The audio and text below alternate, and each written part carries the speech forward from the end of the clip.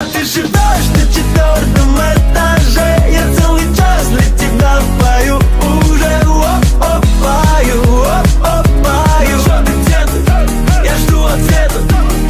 А ты живешь на 4-м этаже, я целый час для тебя пою уже. А ты живешь на 4-м этаже, я целый час для тебя пою уже, пою, пою. Что ты, где ты?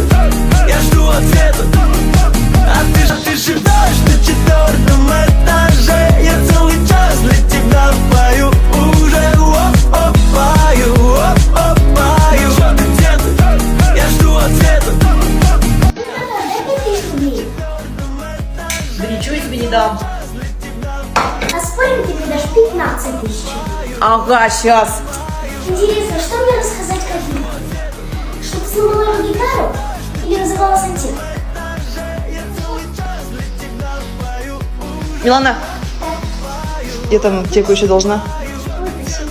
Пожалуйста. О, даже на 5 тысяч будешь. Какие хабиб.